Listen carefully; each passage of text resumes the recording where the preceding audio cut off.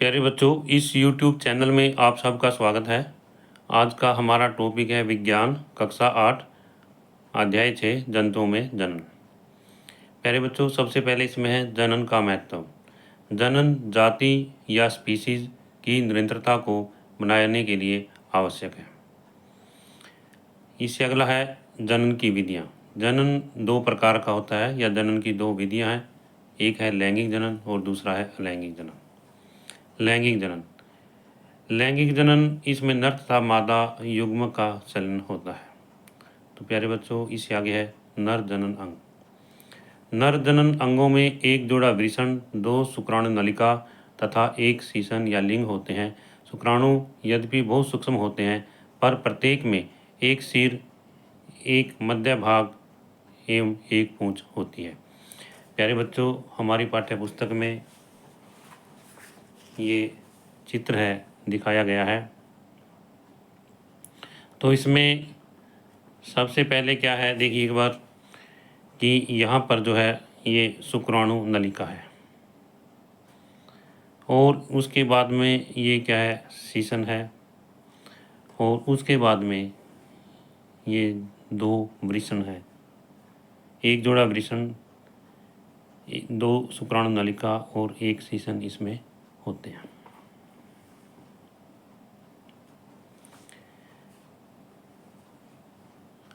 प्यारे बच्चों, आगे इसमें है मानव शुक्राणु।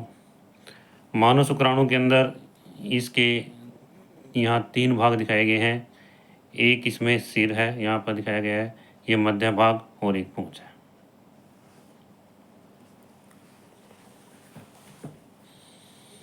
इससे आगे है मादा जनन अंग। मादा जनन अंगों में एक जोड़ी अंडाशय, अंडवाहिनी तथा गर्भाशय होता है। अंडाशय से मादा युग्मक उत्पन्न होते हैं जिन्हें अंडाणु कहते हैं। प्यारे बच्चों, यहाँ ये चित्र है, इसमें मानव में मादा जनन अंग ये दिखाए गए हैं। यहाँ पर इसमें यहाँ ये गर्भाशय दिखाया गया है और ये अंडवाहिनी है और ये जो है अंडाशय है। गर्भाशय, अंडाशय और अंडवाहिनी।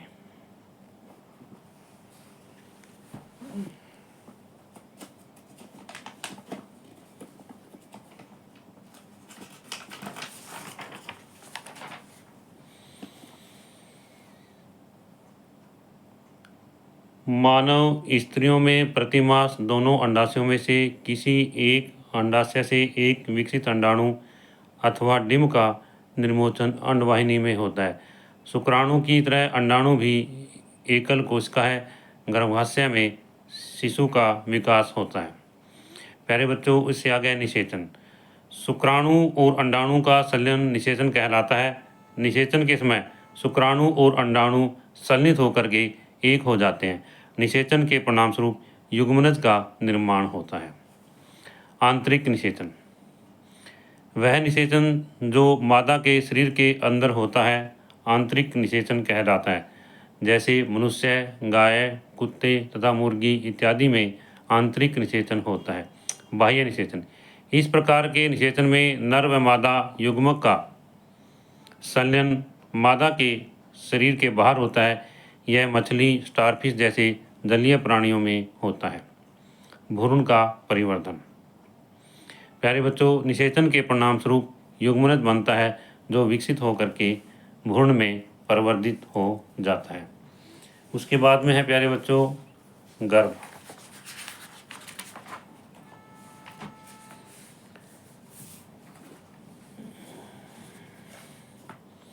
प्यारे बच्चों, हमारी पाठ्यपुस्तक के अंदर इसमें ये कुछ चित्र दिए गए हैं।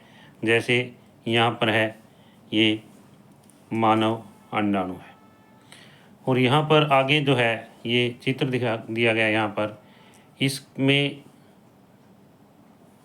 अंडाणु और शुक्राणु ये दोनों जो है दिखाए गए हैं। एक बार में एक शुक्राणु ही अंदर जा सकता है। और प्यारे बच्चों, जब ये दोनों मिल जाते हैं तो इसको हम निषेचन कहते हैं। और अंडाणु और शुक्राणु के मिलने को क्या कहते हैं, निषेचन कहते हैं। इसके बाद में प्यारे बच्चों यहाँ पर जो है युग्मन जो है दिखाया गया है। इसमें संलयन संलित है और एक केंद्र युग्मनस।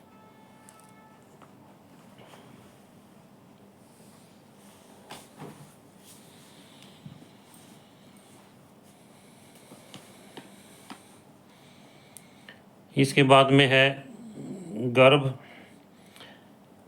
गर्भाशय में भ्रूण का निरंतर विकास होता रहता है। धीरे धीरे विभिन्न शारीरिक अंग जैसे कि हाथ, पैर, सिर, आंखें इत्यादि विकसित हो जाते हैं। भ्रूण की वह अवस्था जिसमें सभी शारीरिक भागों की पहचान हो सके गर्भ कहलाता है। तो प्यारे बच्चों, जैसा कि इसमें ये चित्र दिखाया गया है, ये गर्भाशय के अंदर भ्रूण जो है दिखाया गया है।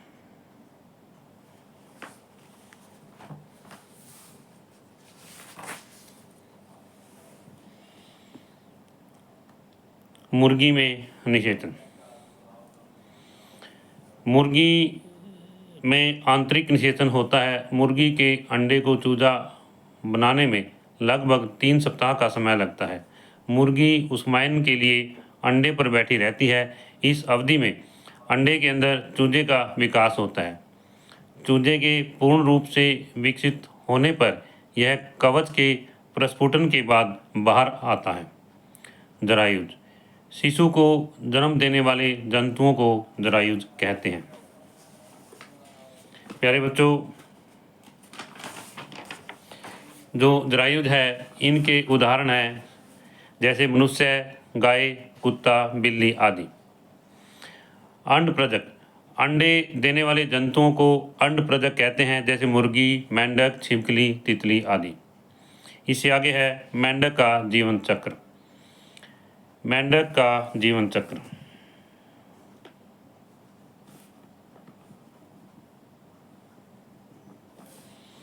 प्यारे बच्चों, मेंढक के जीवन चक्र में ये स्टेप हैं। अंडा, टैडपोल या लार्वा कहते हैं, और फिर इसके बाद में है वयस्क। टैडपोल रूपांतरित होकर वयस्क में बदल जाता है और वयस्क जो है छलांग लगा सकता है और तैर सकता है। प्यारे बच्चों, जब टैडपोल जो है रूपांतरित हो जाता है तो वयस्क बन जाता है और यह वयस्क छलांग भी लगा सकता है और तैर सकता है। कुछ विशेष परिवर्तनों के बाद टैडपोल का वयस्क में रूपांतरण कायांतरण कहलाता है। तो कायांतरण किसे कहते हैं? मेंढक जो टैडपोल जो है वयस्क में बदलना, टैडपोल का वयस्क में बदलना या जो रूपांतरण है वो क्या कहलाता है? कायांतरण कहलाता है।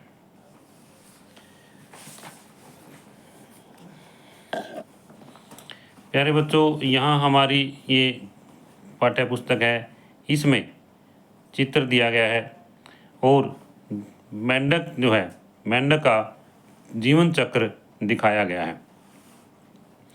मेंढक के जीवन चक्र में जैसा कि यहाँ हम देखते हैं, सबसे पहले अंडे, फिर आरंभी टैडपोल, फिर बाद का टैडपोल और बाद में है वयस्क। इसकी ये चारों अवस्थाएं जो है मेंढक की दिखाई गई हैं।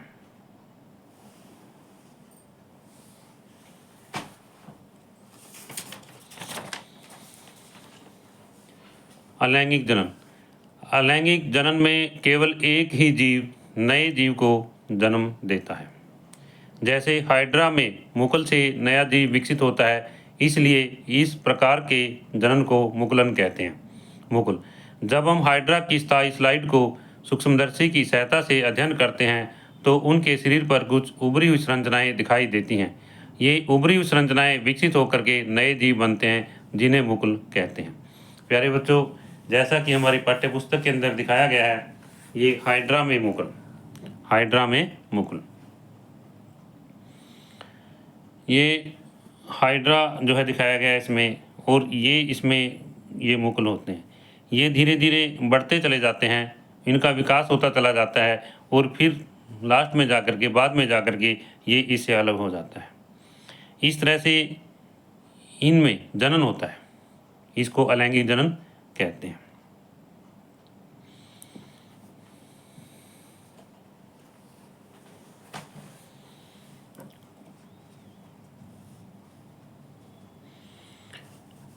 मुकुल, जब हम हाइड्रा की स्थायी स्लाइड को सूक्ष्मदर्शी की सहायता से अध्ययन करते हैं तो उनके शरीर पर कुछ उभरी हुई संरचनाएं दिखाई देती हैं। ये उभरी हुई संरचनाएं विकसित होकर के नए जीव बनते हैं, जिन्हें मुकुल कहते हैं। द्विखंडन, इस प्रकार के अलैंगिक जीवन में एक जीव विभाजित होकर के दो भागों में विभाजित हो जाता है, इसे द्विखंडन कहते हैं। प्यारे बच्चों, द्विखंडन अभिक्रिया जो है अमीबा के अंदर पाई जाती है।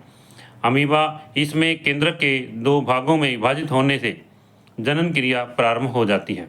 इसके बाद कोशिका भी दो भागों में बंट जाती है तथा एक जनक अमीबा से दो अमीबा बन जाते हैं।